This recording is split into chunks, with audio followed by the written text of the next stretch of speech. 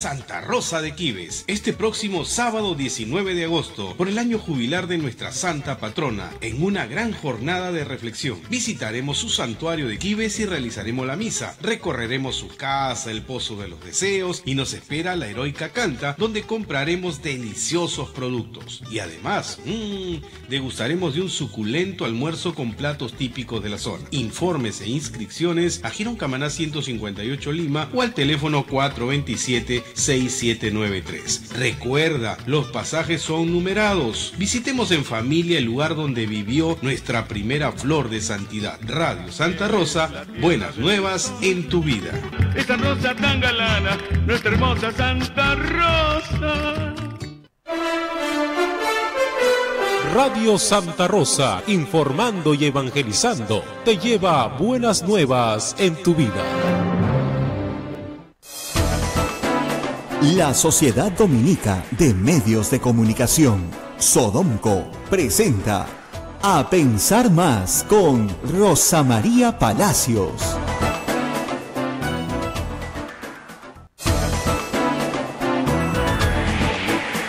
8 de la mañana y 3 minutos. Bienvenidos, esto es A Pensar Más con Rosa María Palacios. Rosa María, hoy es martes 8 de agosto del año 2017. Estamos de fiesta en la casa. Ok, hoy 10 días Santo Domingo, como contamos ayer. El Papa ha dedicado un tuit a Santo Domingo. ¿Qué ha dicho el Papa? Hoy damos gracias al Padre por la obra que Santo Domingo cumplió al servicio del Evangelio predicado con la palabra y con la vida. ¿Has visto el mensaje del Papa para el Perú? Sí. Interesante, cierto, ¿no? Dice que nuestra reserva son los santos. Los santos. Así que... Y la mayoría son dominicos. ¿Ah? Y la gran mayoría son dominicos. Todos tienen hábito dominico. Pero también ha dicho el Papa ayer algo muy interesante que ha dejado a mucha gente muy perpleja. No lo ha dicho, en realidad es a través de la correspondencia oficial del Vaticano. Una pareja de brasileros, una pareja homosexual que había adoptado 3 niños, porque está permitido hacerlo en el Brasil, había decidido bautizar a estos niños en la Iglesia Católica.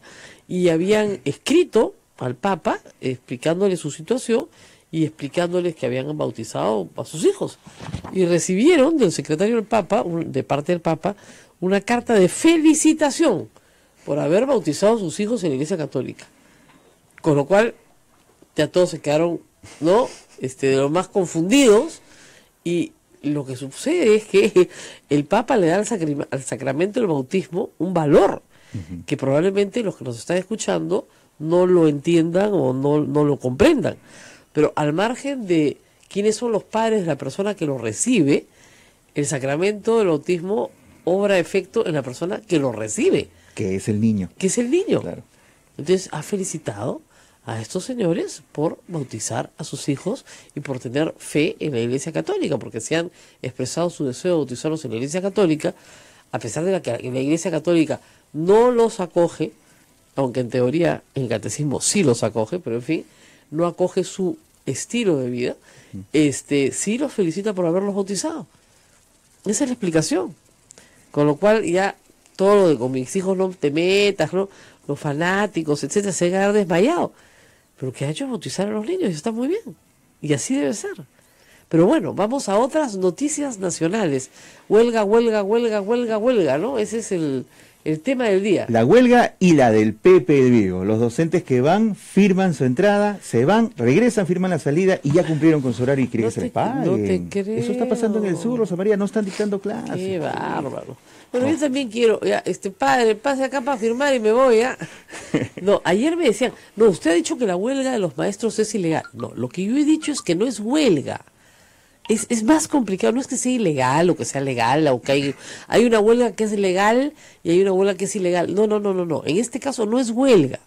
La definición de huelga es, yo no trabajo, tú no me pagas. O sea, no hay producción, no hay servicios, por lo tanto el empleador se perjudica y yo me perjudico porque no recibo pago. Es decir, nos perjudicamos los dos. Como nos perjudicamos los dos, la institución está creada para que inevitablemente regresemos a la mesa de negociación. Si ese desbalance se rompe, no es huelga, es otra cosa. ¿Ok?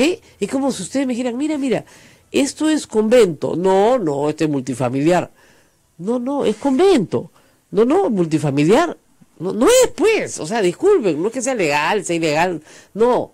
O sea, Mono es mono, caballo es caballo. Son animales, sí. Mamíferos, sí, pero son de otra especie, pues. O sea, eso no es huelga. La huelga pagada es otra cosa, es un invento peruano. Sobre todo de sindicatos del Estado con estados muy débiles. Pero no es huelga. La huelga, la institución de la huelga, según la OIT, según el planeta entero, es: yo no trabajo, tú no me pagas. Si tú me pagas, eso se llama otra cosa. Se llama: tú me pagas cuando yo no trabajo, en fin, inventen el nombre que ustedes quieran, pero no se llama huelga.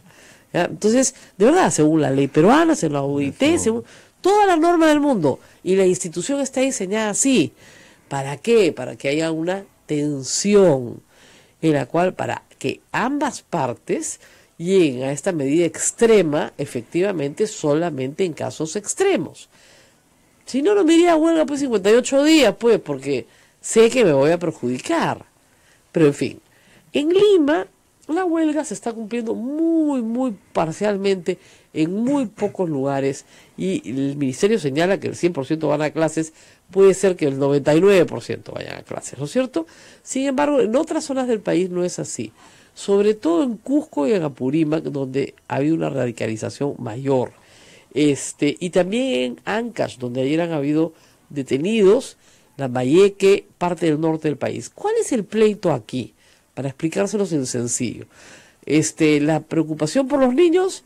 No. La palabra niño no está en ninguna parte, ¿ok? Ni siquiera la cavidad educativa. El primer pleito que hay de fondo y de base es un pleito político. Esto es una pugna. El SUTEP, el Consejo, el Comité Ejecutivo Nacional, el CEN del SUTEP, no está en huelga, no apoyó esta huelga. Apoyó un paro de 48 horas hace semanas. El Consejo Ejecutivo del SUTEP no está en huelga. Y de acuerdo a las normas peruanas, la representación nacional de los maestros lo tiene ¿quién? El SUTEP. El SUTEP, el CEN del SUTEP. O sea que estamos hablando de que esta medida radical corresponde a una facción. Es más complicado todavía, ni siquiera es una facción. Ni siquiera es eso. No, es... A ver, vamos a explicarlo despacito. Primero, SUTEP Nacional, Consejo Ejecutivo Nacional, no ha llamado a ninguna huelga. O sea, no hay huelga para ellos, ¿ok? ¿Quién controla? Patria Roja, ¿ok? Patria Roja ha controlado y controla desde hace 30 años el SUTEP. Patria Roja es una facción, sí, del Partido Comunista del Perú, sí, de la cual se escinde, al igual que se escinde Sendero Luminoso, hace muchísimos años, ¿ok? De esa facción, la facción, digamos, democrática, la que postula en elecciones, la que quiere ir por la vía democrática, es Patria Roja. Con poco éxito, pero con mucho éxito en el control del SUTEP y en el control de la derrama magisterial. La derrama magisterial hoy tiene una cantidad importante de recursos por el aporte que hacen los maestros de todo el país, que a su vez reciben los beneficios de los descuentos, de los créditos, etcétera. Muy bien. Es un botín más o menos apetecible la derrama, déjense de cosas. Muy bien. Entonces, ¿qué es lo que sucede? En distintas regiones del país, los, si quieren ustedes, comités de base del SUTEP están siendo invadidos por personas que tienen vinculación con PUCA y ACTA, o que tienen vinculación, que también quiere decir bandera roja en castellano, o que tiene que ver con CONARE.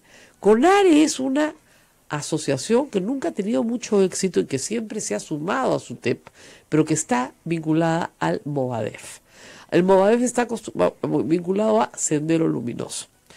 El ministro del Interior ha presentado como prueba de la vinculación del magisterio con Movadef la firma de casi 5.000 maestros en los padrones para solicitar que el Movadef sea un partido político, con otro nombre, por cierto, ¿no es cierto? Entonces, él señala que hay una vinculación directa entre Movadef, Sendero Luminoso, o sea, guión Sendero Luminoso, y el magisterio hoy. Y que son estos grupos los que están, obviamente, sumándose a las necesidades de la gente, los que están planteando una plataforma de lucha que es inaceptable, porque digamos, ya la del Cusco pide la vacancia del presidente de la República, ¿no es cierto? Pero, entre otras cosas, piden, por ejemplo, que se derogue la ley de carrera magisterial, ley aprobada en el año 2012.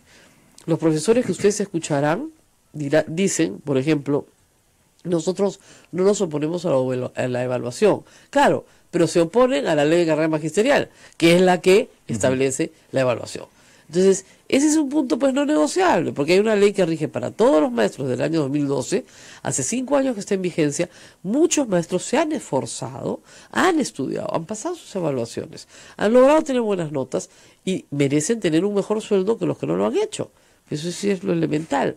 Entonces, el sindicato, digamos, y radicalmente estos grupos no van a aceptar una meritocracia, van a aceptar sueldos homogéneos, equivalentes, que es la típica lógica comunista, es decir, todos ganamos igual, ¿no? El que se esfuerza más, no importa, todos nos esforzamos igual, mentira, pues no todos se esfuerzan igual, pero en fin. Entonces, esto de hacer diferenciación de sueldos por desempeño es una idea, pues, capitalista, inaceptable, ¿no? Dentro de la lógica. Entonces, ¿qué pasa? Que los más mediocres se sienten muy contentos y respaldados por un sistema que no incentiva, ¿no es cierto?, el éxito, el logro, etcétera.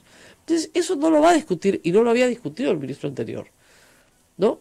Y fíjense ustedes cómo será de política la pelea, que es cuando la nueva ministra ingresa al poder, recién le declaran una huelga. No ha habido huelgas de maestros en 5 o 6 años. Las más fuertes fueron con Toledo, porque Toledo era un presidente muy débil. Con Alan García no hicieron una huelga larga, ni una. Y con Humala tampoco, porque Saavedra supo manejar la situación de otra manera. Pero hoy ven un gobierno débil y listo, es débil pues. Entonces parece que se hubieran unido escuela por escuela, ¿no es cierto?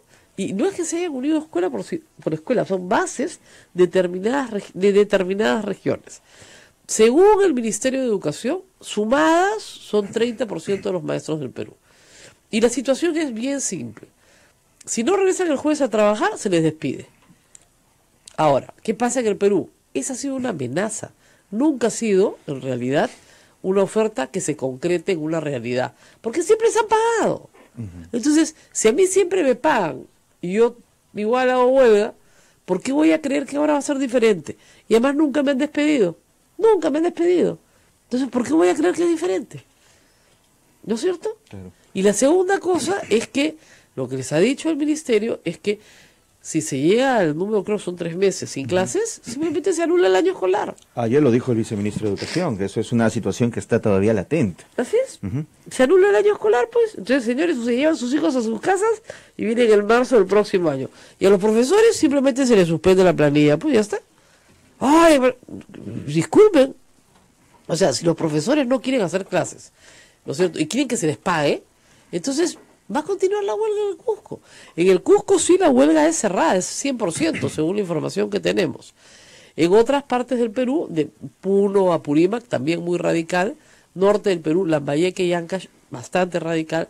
Pero en el resto del país, dependiendo, hay 10 regiones que sí están bastante radicalizadas y el resto del país está funcionando bien. Lo cual quiere decir que tenemos un gobierno débil, que no puede controlar el 100% del país. Y eso es exactamente la impresión que quiere dar Movadef. Es decir, ¿qué le interesa normalmente a los grupos subversivos? Dar la impresión de que el gobierno no puede controlar el país, no tienen control sobre el país. Esta no es una huelga magisterial, esta es una huelga política. Y el gobierno no lo entiende. Y quiere seguir hablando en términos magisteriales. Cuando ahorita tiene que ir a discutir la huelga, no en términos magisteriales, sino en términos políticos. Desde el primer ministro hasta el ministro del Interior. Son los que deberían de estar discutiendo. Ahora, la pregunta es pues, ¿con qué dirigencia? ¿Con qué dirigencia? ¿Con la de SUTEP Nacional? No. Y le vas a reconocer entonces a una mesa, ¿no es cierto?, de unas bases que dicen ser representativas para que mañana otras te digan que ellos no son representados por esas bases. Mal precedente. Claro, ¿cómo lo haces? O sea, para discutirlo, ¿con quién es la pregunta? ¿Con quién nos sentamos a negociar? Ese es el problema más grave que tienen en este momento. O sea, lo que el gobierno debió haber hecho en su momento es, bien, por favor, el sindicato autorizado para esto, vamos a dialogar sobre esta situación. Claro, punto. Claro, pero el sindicato autorizado, de hecho, nosotros no estamos en huelga. Claro. Porque obviamente es un problema político. Así es. Adentro se están matando por el liderazgo. Entonces, si hoy los más radicales encuentran en Cusco, por ejemplo, una base de apoyo que les permite radicalizar su medida, ahí, a partir de ahí y desde ese piso, lanzan su ofensiva nacional. No la van a lanzar desde Lima, porque en Lima no tiene ningún apoyo. Claro. Y eso es lo que está pasando. Entonces probablemente vaya a tener que suspenderse el año escolar en algunas regiones del Perú. ¿No? Y además los puntos del PRI son increíbles. Contra la privatización de la educación pública. ¿Qué privatización? ¿Saben qué ha causado la privatización de la educación pública en Lima? Las huelgas. O sea, cada vez que había una gran huelga nacional, un grupo de maestros ha fundado un colegio privado para prestar el servicio por la libre y después formalizarse ante el Ministerio de Educación. Ese es lógico. Es como si tú te dijeran, mira, de tu caño ya no sale agua, pero a la vuelta te venden bidón. Ya pues te vas a la vuelta y compras bidón. No vas a dejar de tomar agua. O sea, los peruanos encontramos una solución a la falta de prestación de servicios del Estado. De todas maneras la vamos a encontrar. Entonces, si el colegio público no quiere seguir siendo colegio público hasta que no se cumplan sus demandas, si quieren ganar una UIT, que ese es el pliego, ¿ah? Quieren 3.300 soles mensuales. 4.050. 4.050, perdón, discúlpame, una UIT. Sí. ¿Ya? Van a tener que esperar al 2020, pues más o menos, ¿no? Más o menos, supongo. Si al país le va bien, digo, ¿no? Porque no hay forma de que les paguen una UIT. No hay forma de que les paguen una UIT. Pero claro, yo me siento, voy a hacer, hasta que no me pagues una UIT, yo no trabajo, ¿ah? Pero mientras tanto me vas pagando lo que yo voy ganando, ¿ah? Pero si no estás trabajando, no sé. En mi país huelga es así, huelga es pagada. Porque más viene la tontería esa, ¿no? De vamos a recuperar. ¿Cuándo vas a recuperar?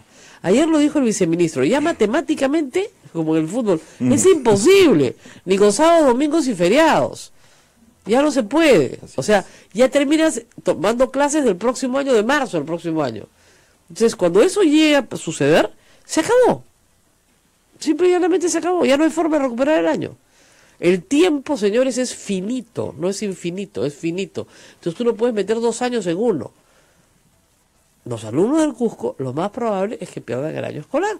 Y muchos, los que puedan, probablemente manden a sus hijos, sobre todo en secundaria, sobre todo en quinto y media, cuando están terminando, a otras provincias del Perú a que terminen su secundaria. Y los estén mandando ya, para poder sacarlos de una situación que no les permite terminar su colegio y poder postular a una universidad o un instituto técnico, porque les reventaron el quinto y media. Así de fácil. O sea, los van a tener que sacar rápidamente de la zona en la que están. Es ahí la razón por la cual hay cientos de migraciones en el Perú, y la huelga es una de ellas. Vamos a la pausa y rezamos con el doctor César Azabache, que ya llegó. Vamos a hablar de derecho penal, el tema favorito del público. Regresamos. Volvemos, esto es A Pensar Más con Rosa María Palacio.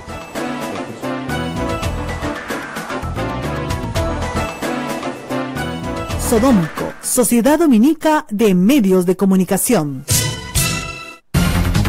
Somos la primera emisora católica del Perú. La primera en llevarte la mejor información, veraz y precisa, desde el mismo lugar de los hechos. Radio Santa Rosa, buenas nuevas en tu vida. Ya salió la revista Ondas, con un suplemento especial dedicado a la vida y obra de nuestra primera flor de santidad, en su fiesta jubilar por sus 400 años de tránsito a la Casa del Señor. Interesantes artículos de Ramón Mujica, Cecilia Bácula, las letanías de Rosa de Santa María, testimonios y crónicas con detalles poco conocidos. Revista Onda a solo 5 soles, la puedes adquirir en Girón Camaná 158 en Lima. Radio Santa Rosa, 60 años llevándote buenas nuevas en tu vida. La misericordia es la viga maestra que sostiene la vida de la Iglesia y de nuestras propias vidas. Monseñor Salvador Piñeiro. Colaboremos en la campaña Compartir y aprendamos de Jesús a ser dadores de bien, misericordiosos con los que sufren.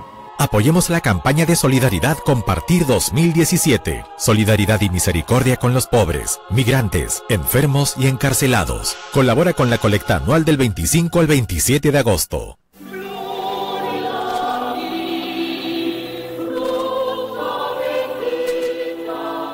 La provincia dominicana San Juan Bautista del Perú invita a todos los fieles católicos a conmemorar juntos los 400 años del tránsito de Santa Rosa de Lima a la casa del Padre Eterno.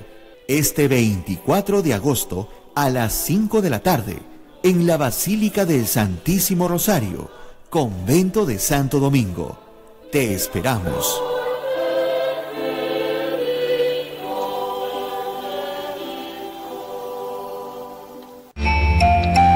Gracias por tu sintonía. Radio Santa Rosa. Buenas nuevas en tu vida.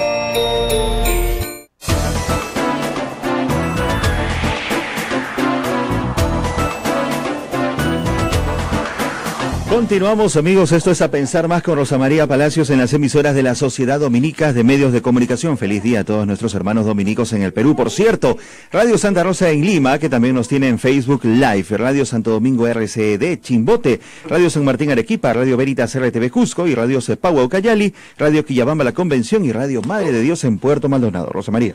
Bueno, estamos ya con el doctor César Azabache para hablar de esa cosa tan extraña llamada derecho penal, que confunde tanto a nuestra audiencia y que hace que la gente no, de verdad, entienda poco o nada y que termine desesperándose y tenga esta situación, esta sensación de injusticia permanente, ¿no? O de que, más que injusticia, que la ley no se aplica igual para todos, ¿no? Déjame hacer un comentario aprovechando esto que acabas de decir. Lo que a mí me angustia socialmente es que en realidad el derecho nos entra por la parte penal. Sí, claro. Cuando debería aproximarse a nuestras vidas por la parte de contratos, por reglas de protección, por medidas que impidan que las mujeres sean agredidas. Tendría que entrarnos la parte positiva del derecho, la que se basa en confirmar situaciones de protección. Pero nos entra el castigo. O sea, es como que si todo eso no funcionara recién entrar en la parte penal. Exacto, y en nuestro caso al revés. Lo único que percibimos del derecho es el castigo. Ahora, eso es malo, es curioso, en la Universidad Católica a mí me dictaron 12 cursos de Derecho Civil, no sé cuántos procesales civiles, tributarios, 3 cursos de penal nomás, y el resto eran voluntarios. Sí, parece que yo no aproveché mucho en la universidad, pues también soy de la Católica y soy penalista. Claro, lo que pasa es que a ti te gustó, pero te lo enseñaban como para disuadirte, ¿eh? Entonces, no, sí, de verdad, como yo tenía que hablar, me meto acá.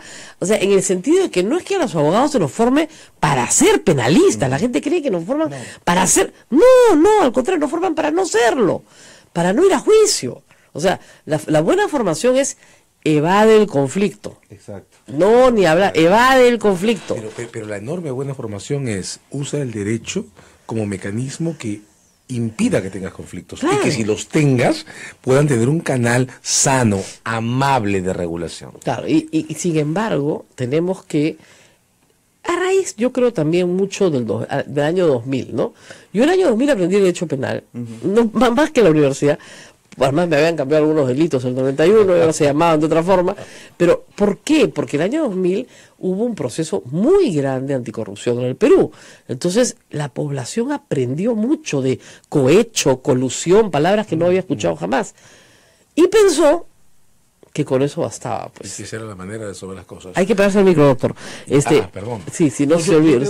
Yo debo decir esto para que no lo olvidemos. Yo en realidad aprendí Derecho Penal en los años 80. Claro. Con ocasión a las cuestiones sobre derechos humanos. Lógico. Que es algo que no hemos terminado de asimilar todavía. Tampoco. Pero es cierto que el 2000 fue un terremoto institucional impresionante, ¿no? Claro. Y en ese momento usted fue miembro de la Procuraduría Anticorrupción. Sí. Brevemente, un año estuvo al final, ¿no? O 2. Año y medio. Con José Ugaz. Y hubo que armar, yo me gustan estos paralelos porque de verdad que ahora no los estoy viendo. Hubo que armar una estrategia.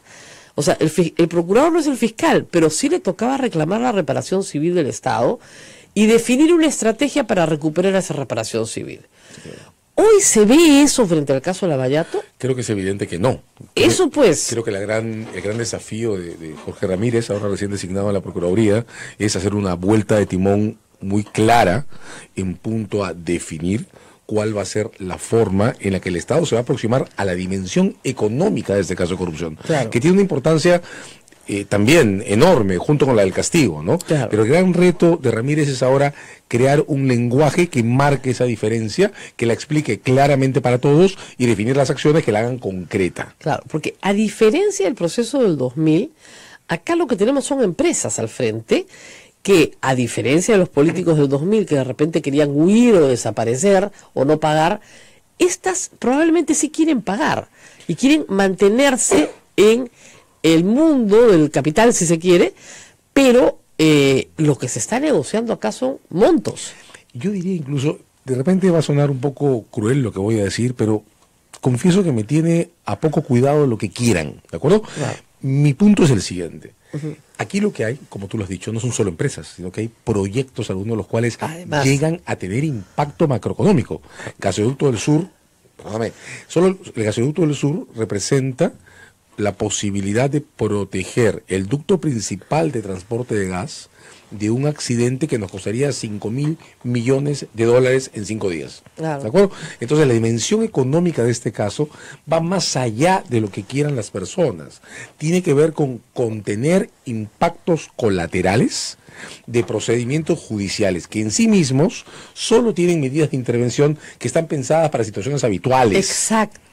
O sea, es decir, te embargo para poder cobrarme. Ya, bueno, acá te embargo para poder cobrarme y paro la obra. Exacto. Y dejo a 2.000 personas sin trabajo. Exacto. El concepto que hay que entender es ese: daños colaterales o consecuencias colaterales. No se puede intervenir en un proceso económico en marcha con herramientas del derecho penal pensadas, como bien lo he resumido, para embargar una casa, un carro o una cuenta de bancos. Claro. Así no funciona la economía. Ahora, en ese sentido, este decreto supremo 003 que saca el gobierno, ¿es un instrumento eficaz para asegurar la reparación civil del Estado? Yo creo que es una buena herramienta. El problema es que la eficacia la hemos boicoteado todos, ¿no? Sí, claro. El decreto se aprobó en febrero.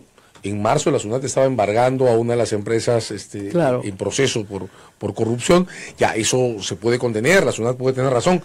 Pero el embargo de la SUNAT, por ejemplo, que fue por 200 millones de soles, de ahí viene el número, fue la SUNAT quien embargó 200 millones de soles. Hay un montón de historias que contar sobre eso. El embargo de la SUNAT puso en evidencia que dentro del Ejecutivo nadie estaba hablando con nadie. Y ese creo que es el gran drama de este periodo. Buenas herramientas como el 003 que no se consensúan al promulgarse y que no se implementan en un clima que esté basado en el diálogo y la coordinación entre autoridades. Ese es un problema dentro del Ejecutivo. El otro problema es la coordinación Procuraduría, Fiscalía, Poder Judicial.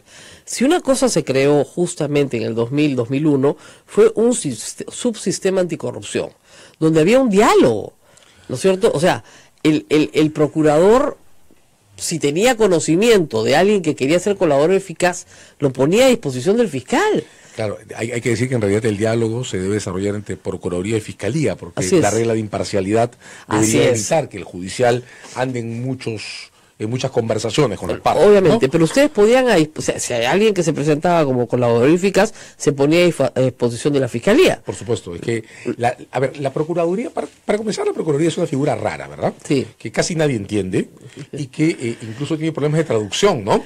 Hemos visto en estos días, además. En el 2000, por ejemplo, tuvimos una larga discusión con José, con Vargas, sobre cómo nos comunicábamos con el exterior. Claro. Porque, claro, la primera intención de la comunicadora de la oficina fue escribir las cartas y poner en la posfirma prosecutor. Y nosotros no somos el prosecutor, no lo éramos. Estados Unidos el prosecutor es otra cosa. Es el fiscal. Es el fiscal. Es el fiscal. Entonces, esa confusión que, digamos, casi por anécdota se expresa en el lenguaje, es terrible cuando se plasma en la autopercepción de una organización. Claro. Y yo creo que a pesar de todo lo que hicimos en ese tiempo, no logramos imprimir en el sello de la Procuraduría la idea de que no son Fiscalías 2.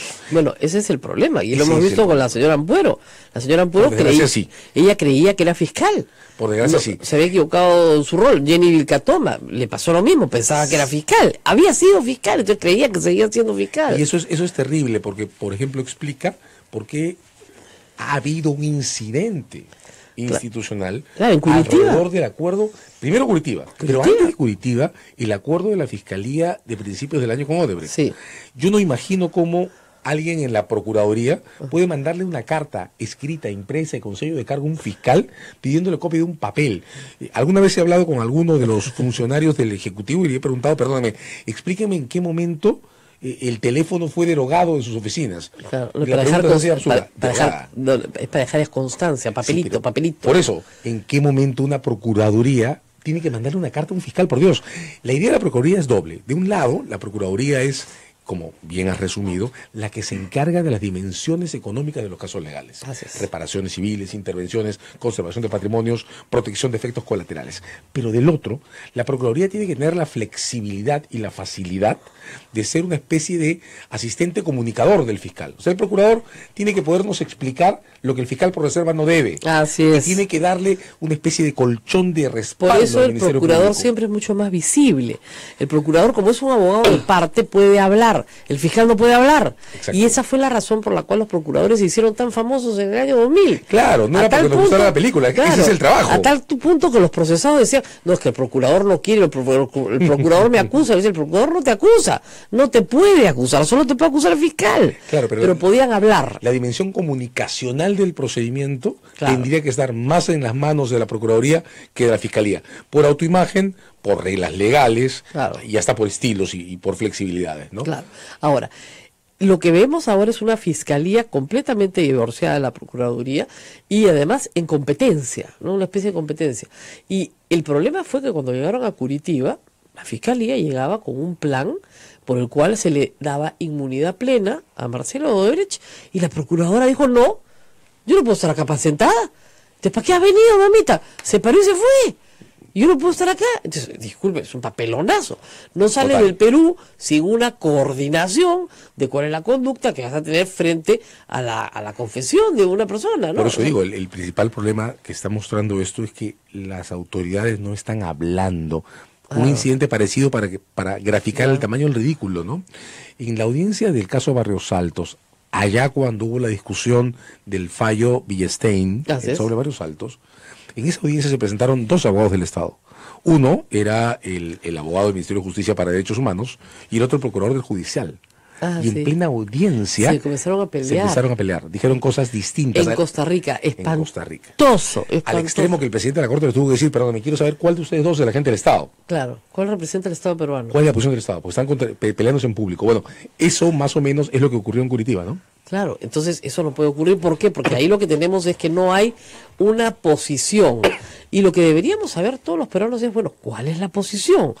Es evidente que a Marcelo Odebrecht no se le va a poder traer peso al Perú. No va a poner un pie en el Perú y no va a venir al Perú, no hay forma de extraditarlo y tiene garantías plenas del Estado brasileño. Pero además es que hay una regla legal que nadie ha comentado y es que en el Perú la cosa juzgada internacional es oponible. Así es. En Estados Unidos no, hay una cosa que se llama principio republicano o regla republicana, por la cual ni siquiera entre los estados siempre se puede oponer una sentencia. Pero en el Perú reconocemos la validez de las sentencias extranjeras. El hombre está condenado, ya está condenado. Ya está condenado. ¿Nos gusta o no? Ya está pagando su pena. Entonces ya no, pues, ni a él, ni a Barata, ni a nadie. Entonces, para que ellos quieran dar información relevante sobre lo sucedido en el Perú, tenemos que darles algún tipo de incentivo que los haga, ¿no es cierto?, interesados en hablar. Es evidente que Barata está dosificando su información.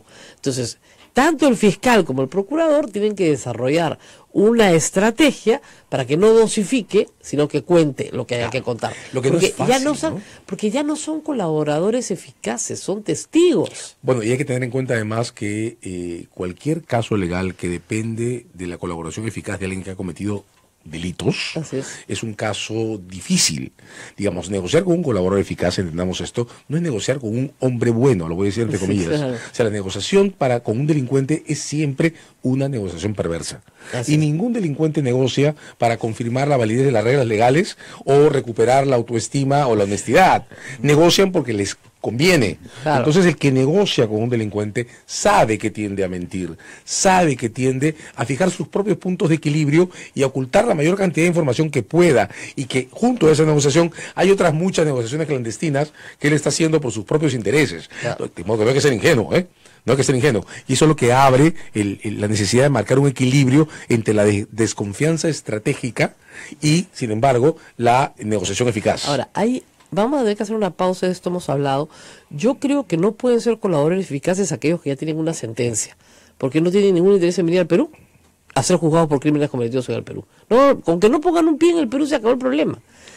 O caso distinto es el de Maiman, y de eso vamos a hablar en un ratito, porque Maiman no ha sido juzgado en ninguna parte. Es un excelente tema. Ya, vamos a la pausa, 8:36, y volvemos.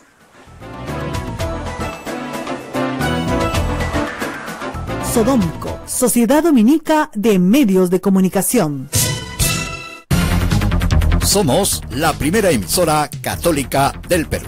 La primera en llevarte la mejor información, veraz y precisa, desde el mismo lugar de los hechos. Radio Santa Rosa, buenas nuevas en tu vida. Santa Rosita de Lima. Nos vamos de peregrinación a Santa Rosa de Quibes este próximo sábado 19 de agosto por el año jubilar de nuestra santa patrona en una gran jornada de reflexión. Visitaremos su santuario de Quibes y realizaremos la misa. Recorreremos su casa, el Pozo de los Deseos y nos espera la heroica Canta donde compraremos deliciosos productos. Y además, degustaremos de un suculento almuerzo con platos típicos de la zona. Informes e inscripciones a Girón Camaná 158 Lima o al teléfono 427-6793. Recuerda, los pasajes son numerados. Visitemos en familia el lugar donde vivió nuestra primera flor de santidad. Radio Santa Rosa, buenas nuevas en tu vida. Esta rosa tan galana, nuestra hermosa Santa Rosa. Rosa de Lima, Rosa de América. Una rosa en el cielo. Homenaje del Perú a Santa Rosa de Lima, al conmemorarse los 400 años de su tránsito a la Casa del Padre, con la participación de los más destacados artistas peruanos, este 23 de agosto a las 7:30 de la noche en el convento de Santo Domingo de Lima. Únete a esta fiesta en honor de la primera flor de santidad de América. Rosa de Lima, Rosa de América.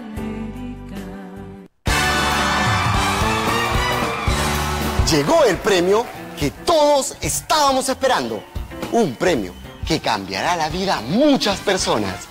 ¡Ya está aquí! ¡El premio más grande del mundo! Y el premio más grande del mundo es...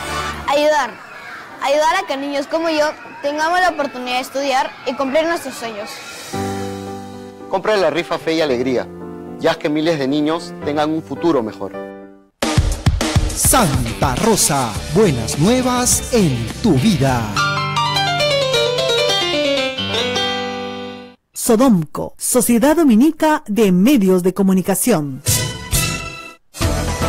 Y sigue creciendo el número de seguidores que tenemos en Twitter, en la cuenta @Sodonco. También estamos en este momento, gracias a Radio Santa Rosa, en Facebook Live. Gracias a todos los que nos sintonizan a través de este canal y que dan sus comentarios. Los leemos siempre durante la pausa y también con todos ustedes. Estamos con el doctor César Azabache. Rosa María Palacios conversa con él sobre derecho. Bueno, estábamos hablando sobre el tema, por ejemplo, de Maiman como colaborador eficaz. ¿Qué es el colaborador eficaz? Perfecto, ¿ya? Sin embargo, él exige inmunidad absoluta. Y en el Perú no le pueden dar inmunidad absoluta, pues, porque hay un juicio y tienes que ser condenado y obviamente se te exime de pena, pero pasas a ser condenado. Entonces, sus exigencias van más allá de las posibilidades del Estado peruano. En realidad no. Es un gran punto el que marcas, porque claro, Maiman es el candidato perfecto a colaboración en un entorno en que los grandes protagonistas, en realidad, son colaboradores con la justicia brasilera. Claro. Y llegan a Perú en una especie de procedimiento de homologación. Exacto. ¿De acuerdo? Porque, claro, como son colaboradores con la justicia brasilera, Brasil les ha impuesto como condición que abran urbi et orbe su información. Y eso está muy bien. Digamos, si esa no fuera la situación, ellos podrían alegar que ya están condenados y punto, porque ya están condenados. El señor Maiman, en cambio, no tiene un proceso semejante y es un personaje que es evidente, es fundamental en la historia del caso Toledo. Fundamental. Entonces, es el eje de lavado, o sea, el lavador. Exacto. A ver, comentábamos eso también, y eso es bueno repasarlo. La figura más clara del lavado es el autolavado. Es lo que ocurre con el sujeto que recibe un soborno y maneja el dinero a partir de la recepción. A partir de ese momento, el caso es indiscutible, ¿no? Claro. Y el caso Toledo pinta en esa dirección. Claro, yo hago que por un delito de cohecho, de coima, no me lo den a mí, se lo den a mi testaferro. Mi testaferro lo mete en un circuito complicadísimo en Costa Rica, se lo da a mi suegro, a mi guardaespaldas, circula, se demora 10 años. Pero Toledo no pierde el dominio jamás, es su dinero. Tanto que al final, cuando Maiman empieza a tener problemas económicos, el juicio por la destrucción del gasoducto y tal entre Israel y Egipto, recupera dinero. Exacto. Y entonces cierra el circuito de manera perfecta. El gran drama, Rosa María, es que Toledo no está procesado por cohecho. Eso es Está increíble. procesado por tráfico de influencias. Ahí hay una cuestión que yo creo que tiene que ser repasada, explicada y discutida absolutamente, No, ¿no? es que primero, el drama en el caso de Toledo es que primero lo acusan por lavado de activos, pero no habían descubierto el delito fuente, que era el cohecho. Y lo descubren el tiempo después, ¿ok? Entonces, el problema, y acá vienen los líos procesales, está juzgado con un código, Los dos códigos. claro, por el lavado de activos, y con el otro código, por lo que yo presumía que era el cohecho, y lo que tú me dices es tráfico de influencias, y ayer se le ha querido añadir colusión. Sí. Pero no es colusión, es cohecho, es Claro. coima. Lo que pasa es que nos está costando mucho hablar en español en el Perú, ¿eh? Claro. Claro. Sí, antiguo. Antiguo, sí, casi castizo y claro. Claro. Entonces, ¿qué pasa? Se nos ha impreso en la mente a los abogados que tenemos esta tendencia a distorsionarlo todo, que solo se puede sobornar al sujeto que es competente para tomar una decisión.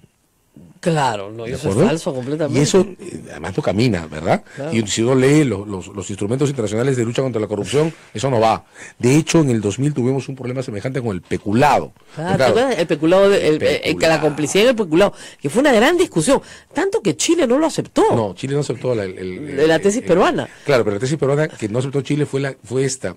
El particular que recibe el dinero del Estado es cómplice del peculado. Así es, esa que no Acá pasó. tuvimos otra discusión. Claro. La otra discusión fue si el sujeto que se apropia de los fondos públicos tiene que ser el competente para administrarlo. No. Que era el gran argumento de Montesinos, Claro. porque el señor Montesinos tuvo la precaución de ser nombrado asesor Jamás toda ser- su vida. claro, jamás tener cargo público, claro, con ROF. Exacto. No tenía, De no, hecho, no tenía reglamento de organización y alguno de funciones. sus abogados en el exterior, cuando ha venido o cuando vino en ese tiempo a discutir cosas, decía, pero un momento, nosotros contratamos a un asesor del Claro. Estado peruano, no a un funcionario, gracias, no a un funcionario público. Entonces, la Suprema, por suerte, y con muy buen sentido común, rompió esa regla Claro. y creó la regla del dominio por hecho. Exacto. ¿Verdad? El que maneja los fondos públicos Es. especula con ellos, aunque no tenga el cargo. Exacto. Y así, digamos, equilibraron las cosas dentro del Exactamente. SIN. Bien, ahora tenemos que hacer el mismo movimiento para cohecho. Claro. De manera que quede claro que el funcionario público que toma decisiones, sea competente o no, Claro. puede ser sobornado, Claro. sin subterfugios raros como esto del tráfico Claro. de influencia para el presidente de la República, por Dios. Así es, tráfico de influencia, además que todos sabemos que está prescrito, pues. Y a mí lo que me preocupa en el caso de Toledo es que al ritmo que va el caso, le va a prescribir todo, pues pasan 5 años más. Es que de No, verdad. no los cargos por lavadora. No, pero Son todo el 22 resto- años y medio Yo para sé, que pero el lo- resto, a este paso, oye, perdóname, estos son cargos del 2006. Es verdad. ¿Ya? Entonces, ¿por qué no tenía apuro el señor Toledo? Porque está sentadito igual que Alan García en París, esperando que le prescriban. Porque eso ya pasó en el Perú. Claro, el 2030 prescriben los cargos por lavado de activos. Y en realidad yo creo que Toledo no la tiene fácil. No, no la tiene fácil. Evidentemente yo espero que lo extraditen también, porque creo que es un caso clarísimo. Claro. ¿Ya? Pero mientras Maiman no sea llamado como colaborador eficaz, no tenemos, digamos, la pistola humeante que necesita la fiscalía para Bueno, acusar. Maiman puede ser en este caso una ametralladora completa. Y ha dicho que está dispuesto. Eso, que él haya anunciado, para comenzar, que él haya anunciado públicamente que está dispuesto a cooperar, significa que no ha encontrado un espacio de negociación regular, Claro. o Con Toledo. claramente abierto, ni con Toledo ni con la Fiscalía. Claro. Porque si lo tuviera con la Fiscalía, con la Procuraduría, Estaría entonces no tendría que haber dicho nada. Ahora, claro, ¿cómo se negocia una colaboración? Bueno, en realidad el canal real para comenzar a explorar es la Procuraduría. Claro. Porque tiene una flexibilidad que la Fiscalía no tiene. O sea, cuando uno llega a la Fiscalía, y así tiene que ser, le levantan acta en el día. Claro. Entonces se acabó. O sea, no es que lo estoy pensando. No. Acta. Acta. Acepto o rechazo. Exacto. En cambio, con la Procuraduría uno debería tener un margen de maniobra. Yo más quisiera hablar extenso. que me conviene. Yo les cuento todo y ustedes qué me dan. Exacto. Y así fue como se hizo con Pinchi Pinchi. Pinchi Pinchi llega primero donde José Ugaz y le dicen, señora, las reglas son estas. Usted tiene que decir la verdad. Si usted miente, pierde todo. ¿Sabes cuál es la historia más bonita de ese periodo? Ajá. Que doña Matilde no fue la principal colaboradora eficaz de la Procuraduría. La historia más bonita es que nadie sabe quiénes fueron los colaboradores más importantes. Yo lo sé. Porque eso es lo que hace la colaboración perfecta. Así que no es. tengas necesidad de llevarlos como testigos. Así es. ¿De acuerdo? Entonces, el canal tendría que ser ahora también la Procuraduría. Algo no está funcionando bien si el señor Maiman tiene que publicar en una entrevista en el periódico que quiere colaborar. Dice Gorriti, yo quiero colaborar, pero denme inmunidad absoluta. Entonces le digo, inmunidad absoluta no te pueden dar. Pero sí hay una voluntad. Y ese caso, por ejemplo, está abandonado por la Fiscalía. Porque lo único que tienes que lograr es por la vía del exhorto, por en fin, todas las vías que tiene la Fiscalía. Bueno, hay una cosa muy sencilla, es comprar un boleto de avión e irte a Israel. Para empezar. Pero es que claro, de nuevo, aquí es donde notas que cuánto cuesta que la Procuraduría y la Fiscalía no estén emparentadas, ¿no? Claro. Porque quien tendría que agarrar un avión e irse sin que nadie se entere, porque no hay que publicar resolución ministerial para eso, es el procurador. Claro. Agarrar un avión, irse a Israel, negociar condiciones, traerlas, ver con el fiscal que se aprueben, aprobadas que sean, se pacta y las inmunidades que correspondan. Todas. Porque, digamos, frente a un privado que lava activos y un expresidente de la República, permítame decirlo así, el negocio para la Fiscalía es redondo. Claro. Y sobre todo porque a partir de ese caso, por eso has hecho bien en levantarlo, a partir de ese caso la Fiscalía rompería la ligazón de dependencia que ahora tiene con la Fiscalía del Brasil. Así es. Y hay que acordarnos que falta SEDAPAL, falta OAS. OAS falta recién muchísimo. está con Galbao, faltan todos los otros. Son 5 constructoras. Nos han sacado una foto muy bonita acá en Sodomco. ¿Ya? Vamos a hacer una pausa y regresamos. Volvemos, esto es A Pensar Más. Sodomco, Sociedad Dominica de Medios de Comunicación. Somos la primera emisora católica del Perú. La primera en llevarte la mejor información, veraz y precisa, desde el mismo lugar de los hechos. Radio Santa Rosa, buenas nuevas en tu vida. Ya salió la revista Ondas, con un suplemento especial dedicado a la vida y obra de nuestra primera flor de santidad, en su fiesta jubilar por sus 400 años de tránsito a la Casa del Señor. Interesantes artículos de Ramón Mujica, Cecilia Bácula, las letanías de Rosa de Santa María, testimonios y crónicas con detalles poco conocidos. Revista Onda a solo 5 soles, la puedes adquirir en Girón Camaná 158 en Lima. Radio Santa Rosa, 60 años llevándote buenas nuevas en tu vida.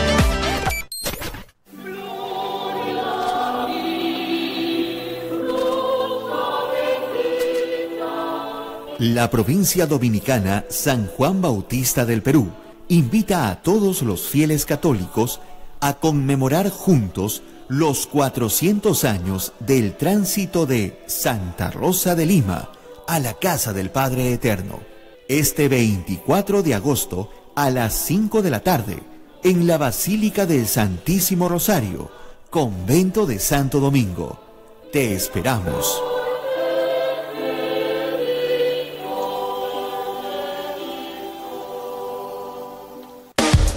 Santa Rosa, buenas nuevas en tu vida.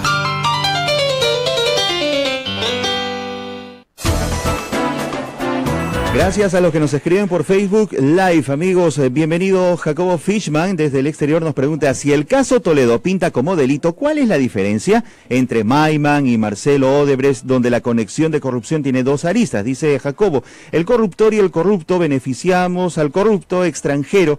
Eso quiere decir que el resto está amparado en OAS, Camargo, Correa, etcétera. Opiniones. A ver, doctor, ¿estamos beneficiando al corrupto extranjero? Es que eso es lo que comentamos hace un momento. Claro. Los casos que terminan dependiendo de acuerdos de cooperación siempre tienen una dimensión perversa. Así es. Estamos negociando con un delincuente. Sí. Y es terrible. Pero hay casos en los que la justicia penal depende de los acuerdos con delincuentes. Además hay que tenerlo en claro. Fíjense, hasta el 2000 nosotros no teníamos un esquema de colaboración eficaz. Entonces todo el mundo iba preso. Y al final no todos iban presos. Pues, ¿por qué? Porque como nadie podía hablar, entonces nadie obtenía nada de hablar, se copia el sistema americano, el sistema norteamericano, donde el District Attorney tiene una flexibilidad hasta para exonerar absolutamente de pena, pero de pena de muerte, ¿eh? O sea, es una cosa impresionante a cambio de que le den la información que necesita para agarrar a los que considera son los cabecillas, los peces gordos. Pero ahí está la clave, pues. Como la colaboración eficaz tiene esta dimensión perversa, sí, claro. ¿De acuerdo? Entonces hay que manejarla con mucho cuidado. Entonces, la mejor manera de que el sistema se dañe menos, siempre se daña un poco el sistema cuando depende de acuerdo con un delincuente, la mejor manera de que se dañe menos es que la colaboración eficaz funcione para que se pueda construir un caso en base a evidencias que el Claro. colaborador otorga sin que él se convierta en protagonista. Exacto, sin que sea un testimonio. Es decir, por ejemplo, a mí me dan la lista de todas las cuentas de banco donde se han hecho los depósitos y puedo rastrear perfectamente los depósitos, los bancos, las cuentas, las fechas, los depósitos, las transferencias, a qué otra cuenta se fueron. Yo no necesito ya el testigo. Exacto, usted señor se va. Exactamente, no necesito el testigo, necesito la información, porque puedo seguir la pista del dinero. El testigo me es útil en la medida en que solo él tiene esa información y hacer un levantamiento bancario internacional es muy difícil, universal, digamos, para ver en qué banco de Israel o en qué banco de Pakistán, o donde sea. Pakistán está la plata, ¿se dan cuenta? Entonces, para eso necesito el colaborador. Entonces, una vez que él me da todo en la ruta del dinero, yo la puedo trazar perfectamente, hacer el reingreso al Perú, ya no lo necesito a él, porque no necesito su testimonio. Necesito solamente que me diga cuál fue la ruta del dinero, porque para eso es clave. ¿Ya? Y eso es lo que no veo que la Fiscalía esté haciendo. Además, ¿Qué está? Oye, tampoco hay que estudiar tanto derecho para eso, caracho. No, es una cosa de sentido común. Es una cosa de sentido Así común. es. El colaborador perfecto es invisible.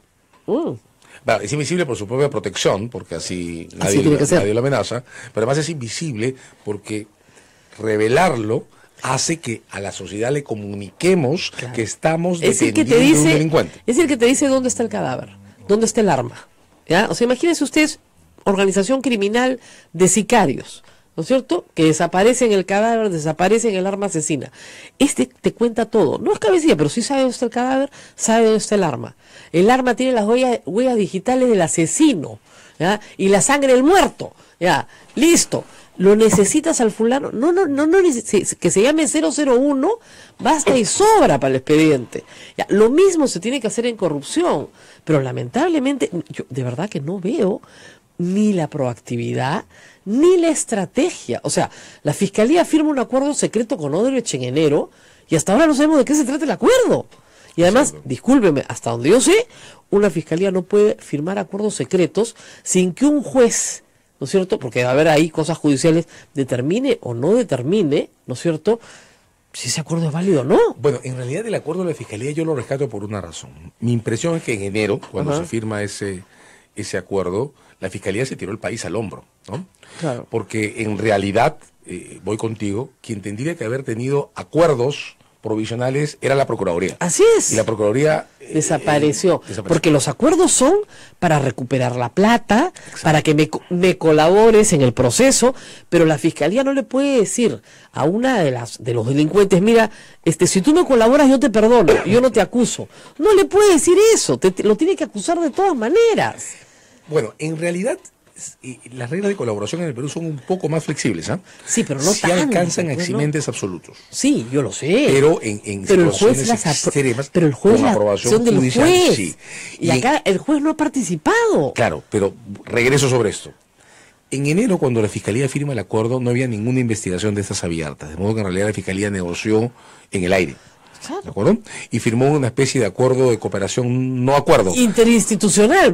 Casi un acuerdo de mutua...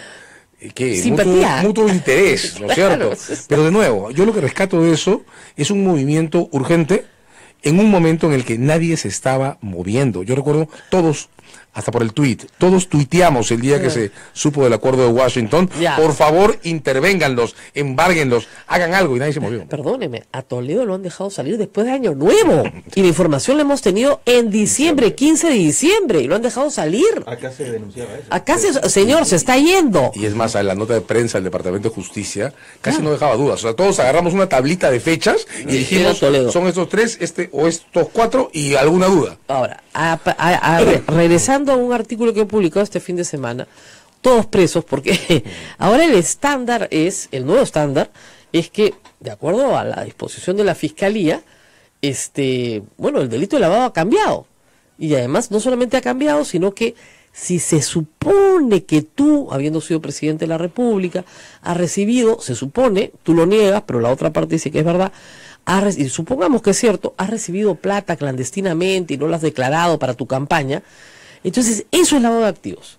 Y como eso es lavado de activos, y puede ser, se presume que te vas a fugar, entonces para adentro. La pregunta que todos hacemos es, si esas son las reglas, ¿por qué no está preso, es cierto?, el presidente de la República, bueno, él no puede porque tiene una protección por 4 años, pero Keiko Fujimori, Alejandro Toledo, Luis Castañeda Alosio, porque Odebrecht fue claro, los punteros del año 2011, eran 5, recibieron todos dineros, y a Keiko se le tuvo que dar más, ¿no es cierto? 500 más, mejorar, pues porque a Barata no le gustaba el chavista entonces quería mejorar al fujimorismo, perfecto, ¿ya? Y le dijo, oye, ¿sabes qué? Si te va a crear problemas, mejórala, ¿ya? Eso está declarado. ¿Por qué está preso el señor y la señora Heredia, porque ahora es en pareja, y no están presos, Keiko Fujimori y Mark Vito, porque ahora viene en pareja pues la cosa, ¿no? O, ¿verdad? Pues cuartos matrimoniales van a ser las héroes. O Alan García y Pilar Nores, discúlpenme, si nos hubiéramos enterado que Nadine Heredia tenía una ONG que había recibido 5 soles de Odebrecht, ¿ya? Estaría colgada en el puente Trujillo ahorita, más o menos, ¿ya? Y la señora Pilar Nores habrá recibido 30.000 o 300.000, no lo sé, porque ya nada se sabe. Pero recibió plata de una ONG que se hará un trabajo muy lindo, yo lo he visto, pero recibió plata de una empresa corrupta, igual que el Cristo, Chorrillos y toda la vaina, esto lo hemos visto todos. ¿Por qué no está preso Alan García? Leí tu artículo el fin de semana y te debo decir que además, mientras lo leía, me lo iba copiando varias gente, ¿eh? Muy leído el fin de semana. Bien, hay 3 cosas. La ley es la ley, decían, ¿te acuerdas? La ley es la ley. Es la ley. La pregunta es, ¿cuál es la ley? Bueno, hay 3 cosas en el comentario que desarrollaste en ese artículo que me parecen buenísimas, pero que creo que hay que discutir por separado. El alcance de las reglas sobre lavado de activos. Un tema, diría, espeluznante por lo complejo que es. La cuestión de las pruebas sobre el caso Humala Heredia, ¿de acuerdo? Que es otro paquete. Y la tercera es la cuestión sobre la prisión preventiva. Gracias. Si los separamos, hay que decir esto. El gran problema que tienen estos casos es que el lavado de activos es un delito relativamente nuevo. A nosotros nos llega en el 92. Y nos llega con tal confusión que solo teníamos lavado de activos si los fondos provenían del narcotráfico. Nada más, así es. Originalmente fue así. Y nos quedamos así 10 años, hasta el 2002, cuando, de nuevo, Ugaz, Vargas, Gamarra, yo, hicimos un escándalo porque la regla que necesitábamos no existía. O sea, el gran caso de Montesinos es un caso de lavado de activos. Claro. Y no había regla para lavado de activos sobre corrupción. Pero mira qué tontos fuimos, En el 2002 estiramos la regla de lavado de activos para otros delitos. Por Dios. ¿Te imaginas algún lavador de activos que le pregunta a su cliente, oye, ¿y tú qué delito has cometido? Porque acá hay un catálogo. Claro. Si no está en el catálogo, no es delito. Claro. Entonces necesito que me llenes una declaración jurada de tus crímenes. Si no hecho, no. Claro. Correcto. O sea, es una tontería. O sea, el lavado de activos, para comenzar en términos conceptuales, no se puede vincular a un evento circunstanciado al que llamemos delito fuente, porque el que lava activos, lo menos que quiere saber es qué crímenes cometió su cliente. Así es. Es un testaferro. Es un corredor de capitales clandestinos. Exactamente, un contrato de testaferría. Sí, donde además el cliente sabe que el dinero que entrega para ser lavado va a tener un rendimiento menor que el que tiene en el mercado formal, porque se trata de recuperación, ¿no? Exactamente. O sea, alguien decía alguna vez... Pero que el lavador, o sea, lava para otro, lo que tú dices, hay un mafioso a tiempo completo que va a esperar el tiempo prudente, 10 años, 5, 40, lo que quiera, pero que el dominio no lo pierde. Porque si pierde el dominio, le mete un tiro pues al testaferro, pues, por haberse tirado su plata. Por supuesto, el lavador perfecto, o sea, el lavador teórico es un corredor de dinero clandestino. Y nosotros creamos reglas, no para el corredor de dinero clandestino, creamos reglas para el autolavador. Claro. O sea, para el narcotraficante que lavaba su propio dinero. Exactamente, y después que lo escondía. Que lo escondía, lo hacía circular, pero él mismo. Exacto. Creamos reglas para el corrupto que lava su propio dinero. Exacto. Nos olvidamos del broker. El broker ha entrado claramente en la concepción de la ley recién en noviembre del año pasado. Y está entrando con forceps en la jurisprudencia de la Corte Suprema hace más o menos 2 años. Sí. Cuando la Suprema ha empezado, la sala transitoria... Ahora acaban de sacar otra jurisprudencia también sobre la prueba, etcétera, sobre el lavado de activos, ¿no? El debate ahora es ese, ¿no? ¿Cómo nos enfocamos en el corredor que no quiere, no tiene, ni le interesa tener información sobre el llamado hasta ahora todavía delito fuente. Claro. ¿De acuerdo? Entonces, son reglas que están en movimiento y eso hace muy difícil organizar las discusiones. De hecho, por eso, todos tenemos la impresión que el caso de Toledo es más claro que el caso de la campaña del 2011. Así es. Pues en el caso de Toledo, Toledo recibe un soborno y lo lava Así él es. mismo con sus testaferros. Con sus testaferros, pero en el caso de la campaña del 2011, hay pérdida total del dominio. Odebrecht, OAS, y quien sea, puede ser el banco de crédito, quien le dé la gana, le regala plata al que va en campaña y no quiere saber qué hace con ella. Exacto. Punto.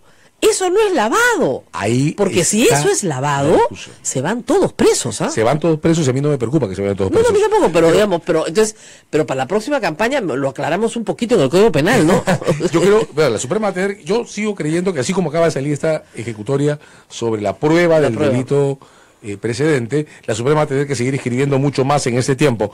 Pero el debate es importante, porque Pero a veces César, ahí, nos parece, ahí no hay lavado. es que a veces nos parece que el debate está cerrado y no lo está. Resumamos los términos del debate. ¿Qué es lo que dice, por ejemplo, Wilfredo Pedraza? Siempre voy a decirlo, extraordinario, wow. Claro. Clarísimo. ¿Qué dice él? Lo que él dice es, a finales del 2010, la señora Heredia no tenía cómo saber que la división de operaciones estructuradas existía. Esa es su teoría de Ni referencia. tampoco los otros, ni Alan García, ni nadie más. Correcto. ¿Qué es lo que ocurre ahí?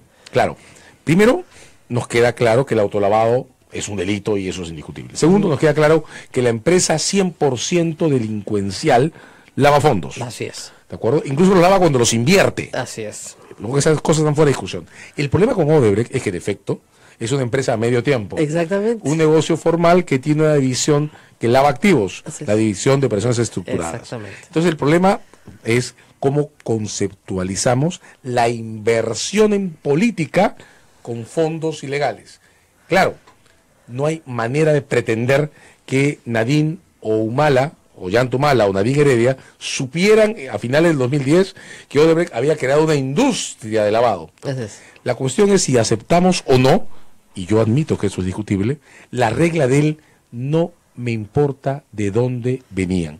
Por los elementos completos... Por eso, y a mí sí me importan, pero lo que pasa es que la ley no lo dice. Por eso, los elementos completos no son solo recibir dinero en una campaña y ocultarlo. La regla con la que estamos discutiendo supone que el dinero se reciba en condiciones de clandestinidad. Siempre es así, además. Y que por desgracia, el que los done, el que los entrega, tenga una operación de lavado que no te importa controlar. Así es. Porque, porque puede ser narcotráfico, Exacto, puede sea ser lo que sea. minería ilegal del oro, Sí, lo que fuera. sí. En el Perú, lamentablemente, la ley de partidos políticos no penaliza, ni el Código Penal penaliza esa conducta. Yo creo que sí. Pero, ¿A por ejemplo, dónde? ¿En qué pero artículo? ahora que lo acaba de mencionar, un ingeniero que está trabajando en esos temas me contaba ayer que Madre de Dios genera el 30% del oro clandestino que circula en el mundo. En el mundo, claro, Es lógico. es una barbaridad. Pero regresando. Entonces, son tres elementos y no solo uno. No solo que lo reciban y lo escondan, sino que resulte que ese dinero esté contaminado. Claro. ¿De acuerdo? Ahora, la regla de él, no me importa de dónde vienen, es de mis preferencias personales. Yo sí creo que las personas estamos prohibidas, y tenemos que entendernos prohibidas, de recibir en condiciones clandestinas 3 millones de dólares sin preguntar de dónde vienen. Estamos de acuerdo, pero lamentablemente la ley peruana no dice eso. Y yo creo que sí lo dice. El problema es si lo entendemos claramente, porque el gran desafío de esto es que las reglas peruanas sobre lavado de activos todavía son muy complejas y necesitamos, creo, una decisión clara de la Corte Suprema que fije los términos para interpretarlas. Entonces no puedes aplicar una ley que no existe, pues. Lo que ocurre es que la ley existe, lo que hay que resolver es la confusión. Bueno, nos tenemos que despedir, me muero de pena. ¿A favor o en contra de la prisión preventiva de los Humala Heredia? A favor de que los acusen lo más rápido que sea posible. Esa, No hay acusación. y esa es mi manera de escaparme a tu pregunta. Nos vamos. Feliz día a todos los dominicos del Perú y del mundo. Hoy es el día de Santo Domingo. A todas las dominicas que nos escuchan, a las contemplativas y a las no contemplativas. Una cantidad de religiosas dominicas en el Perú impresionante. Hay Que 800. hacen su trabajo silencioso. Silencioso, así como el testigo, el colaborador eficaz, igualito. Ya, de verdad, son colaboradoras eficaces ellas. Pues son 800 en el Perú y 300 más de vida contemplativa en el Perú. Más de 1.100 religiosas dominicas hoy día están de fiesta, y por supuesto los frailes dominicos que nos acompañan acá en el convento y en todo el Perú y en todas las misiones del Perú, y a los misioneros dominicos, y como dice el padre, a la familia dominica que somos todos. Nos vemos mañana. Nos Adiós. vamos, hay fiesta en la casa, cuídense, chao.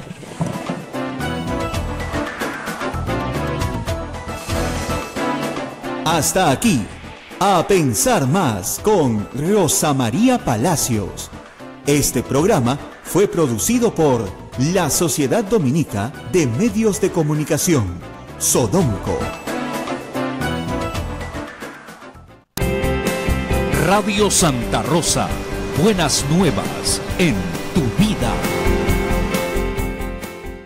Santa Rosita de Lima. Nos vamos de peregrinación a Santa Rosa de Quibes este próximo sábado 19 de agosto por el año jubilar de nuestra santa patrona en